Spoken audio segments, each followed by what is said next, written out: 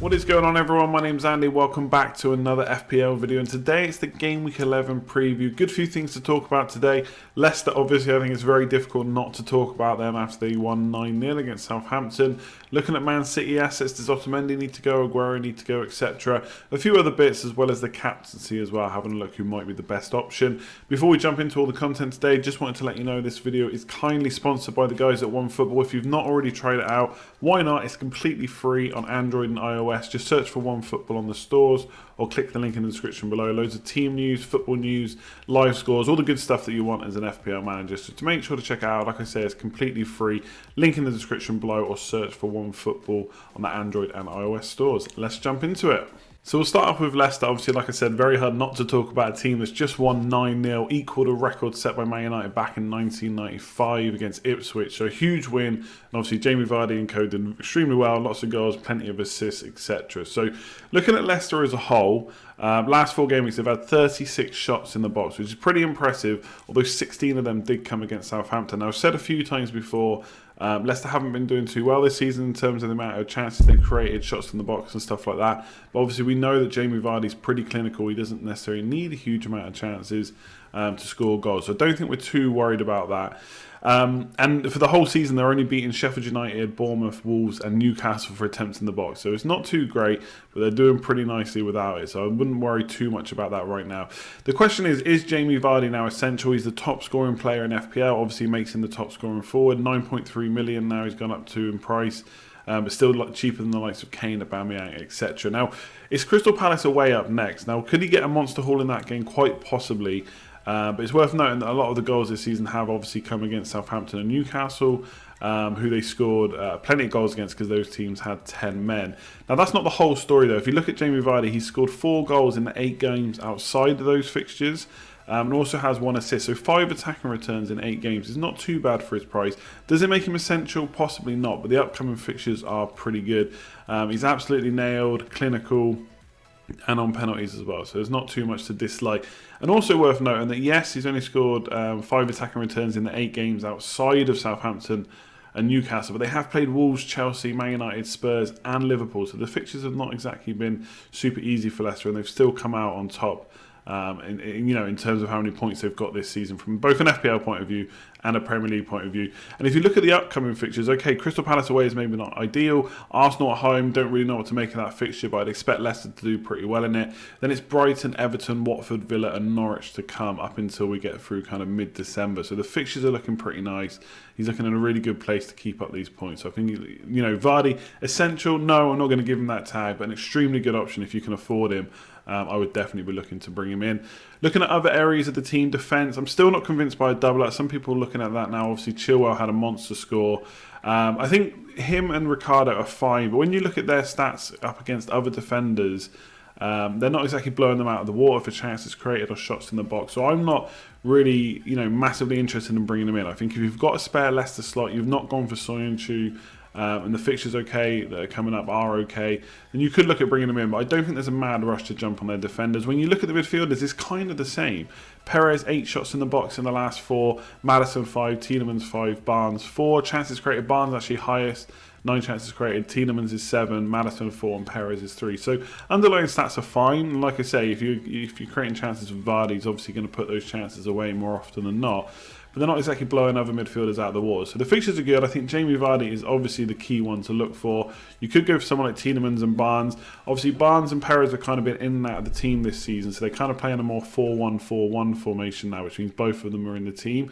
How long that will last, we don't know.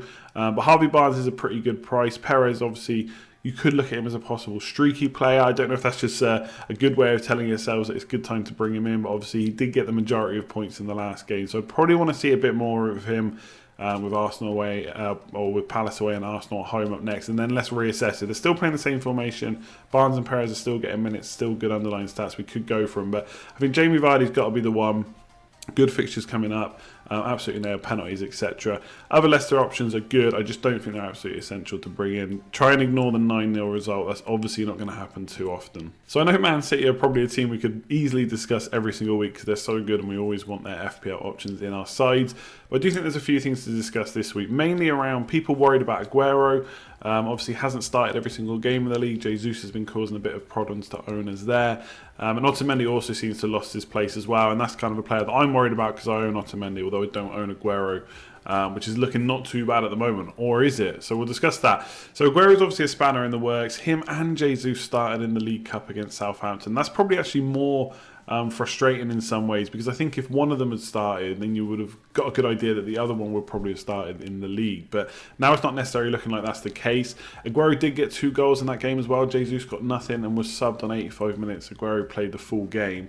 Now before the game, I was basically thinking if Aguero plays and Jesus gets rested, then I absolutely think Aguero is a must-sell. The problem is how they both played. I think Jesus now has played the last 2 games. So if he plays at the weekend as well, that's 3 games in a row. I just don't know why Aguero wouldn't get the game there.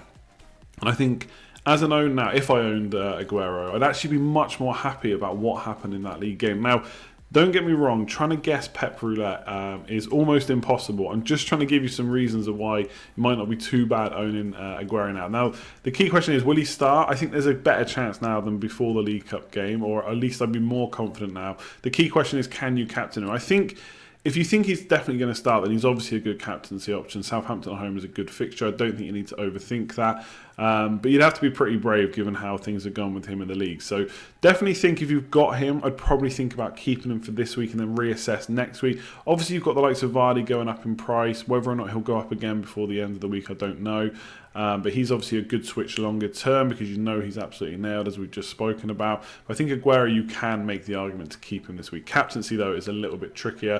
For Otamendi, looks like he's probably lost his place. Fernandinho as well, who's kind of stepped in to play that kind of left centre-back role alongside someone else.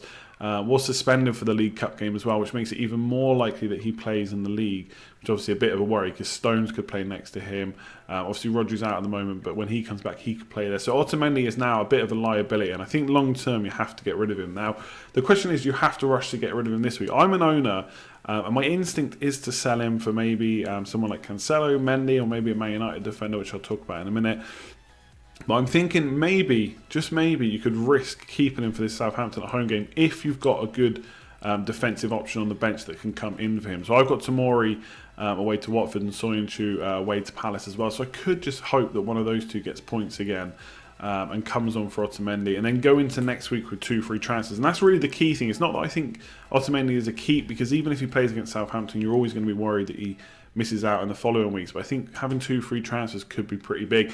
If you do want to sell him, then I'm kind of looking towards Man City options. Like I said, I'm not really looking at Chilwell and Pereira because I already own Leicester options. I'm not still sure about their defensive capabilities for the next few fixtures. So I'm looking at kind of Cancelo. He started the last 3 games, got a bit of a rest in the cup. He did come on, but only for about 25-30 minutes. So he should be good. Mendy as well, got a rest left back. Angelino's out, Zinchenko's out. So he is the only fit left back right now. Cancelo can play left back, but obviously he's not a natural. He's more of a natural right back. So they both look good. I think fixtures-wise for Man City, it's not ideal after Southampton at home. It's Liverpool away, Chelsea at home. We know how many goals Chelsea are scoring. Newcastle away, Burnley away, Man United at home, and Arsenal away. So fixture-wise, not fantastic. I think one thing a lot of people have looked at as well is Sterling out potentially for Mane or Salah, whichever one you don't own from Liverpool, because Liverpool's fixtures do get a bit better. So that's one thing worth considering. But I think Cancelo and Mendy will probably be pretty consistent. I think Man City are like to keep some clean sheets.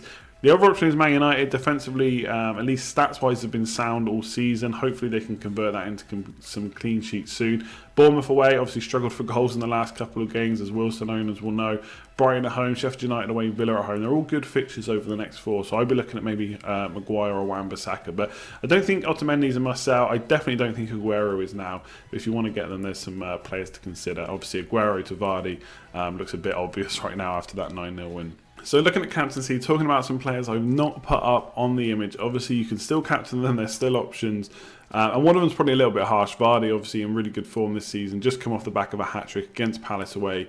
Definitely a good option. I'm not fully discounting him. I just haven't put him up there. Aubameyang versus Wolves is another one. People looking to get rid of him. I'm going to talk about that a bit more in the video later on.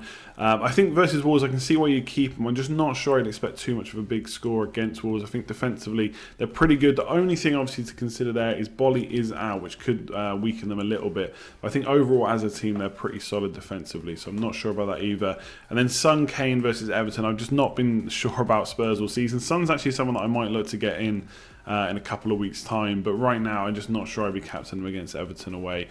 So the ones on the board are the kind of ones I've picked out. Obviously Vardy versus Man United players, absolutely you could argue he should be better. Now interestingly, Bournemouth have kept 2 clean sheets in the last 2 games, and they've only conceded 6 shots in the box, which is the lowest by quite a way. But they have played Norwich and Watford, and obviously Norwich, Pookie has kind of completely gone off the boil. Watford haven't been great all season, so I'm not sure how much to look into that. When you look at the Man United options, Martial hasn't blanked in a single game he's played this year where he started. Obviously, that's a very small sample size, but it is the case. And obviously, Man United will have a bit of confidence after the last 2 games. Put a few goals against Norwich, should have been more, did miss 2 penalties as well. And obviously the Liverpool game was good as well. So they're kind of, on the track of going upwards a bit right now, especially with the fixtures they've got coming up.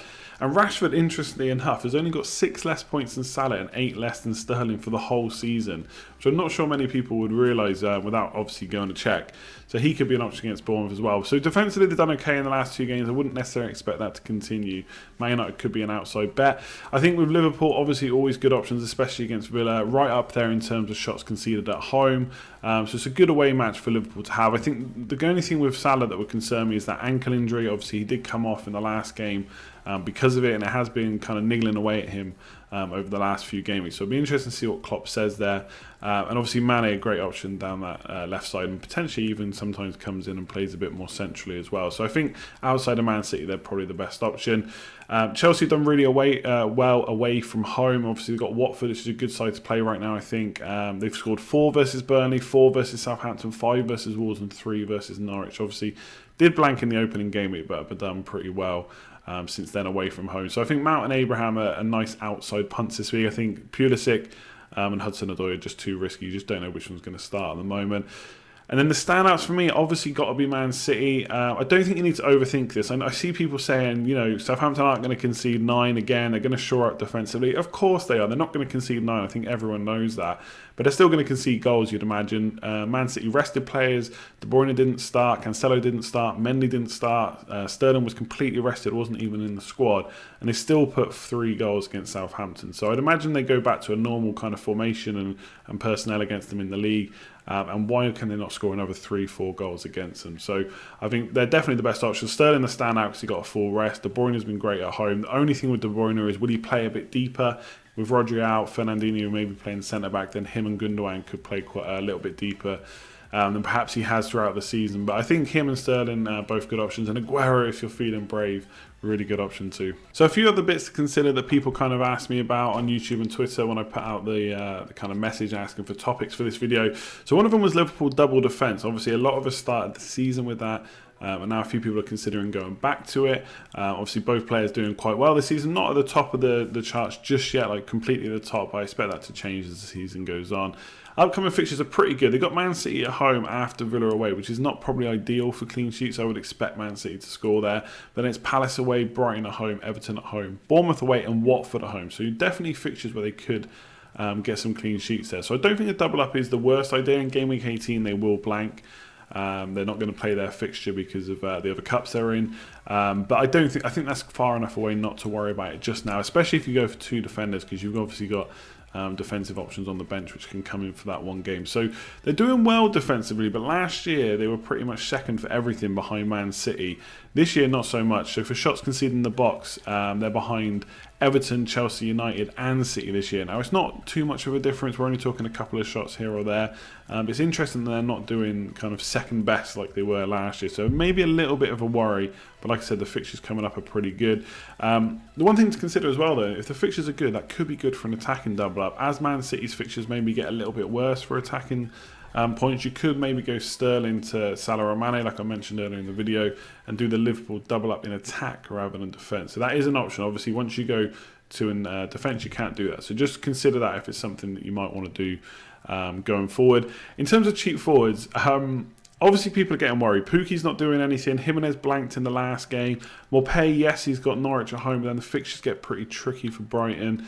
So I think you have to look at your strategy. If you want all that money in midfield, the likes of Sterling, Salah, Mane, De Bruyne, whoever it might be, then you've got to replace, or you've got to put cheaper options in elsewhere, whether that's defence or forward. So I think if your strategy is to go big in midfield and a bit cheaper up front, then you've just got to hold your nerve. The likes of Abraham's been fairly consistent, 2 attacking returns in the last 5, but could have had more. I think Wilson will bounce back. I know it's frustrating. I know he gets called a troll a lot, but I can't imagine he's going to go too many more games without scoring. Pukki is definitely a worry, I think, but Jimenez has got pretty nice fixtures after Arsenal, so he's another one you could look at. And Ings was obviously, the way the game went against Leicester, had to come on at half-time. Or off at half-time, which is not ideal, but he could do well if he stays fit as well. So there are cheaper options. I think Vardy's obviously the one. If you've got a good team value, you can probably get cheap forwards, but one of them being Vardy instead of the likes of Kane or Aubameyang.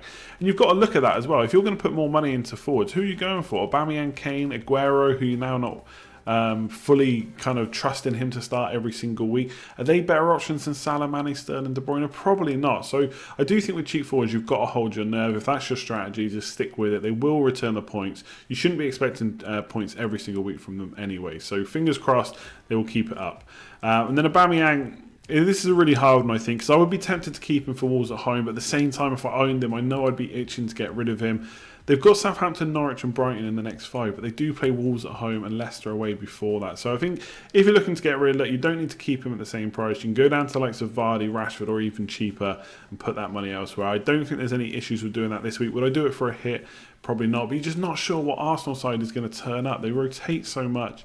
With Lacazette back as well, he could be pushed further wide. I'm just not sure about him. He's always consistent, not expecting him to not score points this season. I don't think it's a bad idea to keep him for Wolves at home, but long term, I would prefer taking the money out of my forward line and probably putting it somewhere else. So that's it for this one. Hopefully you enjoyed it. If you did, a like is always appreciated. Subscribe if you're new around here as well. Hit that notification bell. That'll let you know when all my videos have gone live and when I'm live streaming, which will be Thursday at 9 o'clock. If you've not already downloaded OneFootball, like I said, it's completely free. You can go and search for it on iOS and Android stores and give it a go, see what you think, or click the link in the description below. That really helps as well. Leave me a comment below. Let me know what you thought of this video. Anything you disagree with, agree with, any other questions you've got, just leave a comment below. Otherwise, I'll leave it there. I'll see you for the live stream. Good luck in Game Week 11, and I'll catch you soon.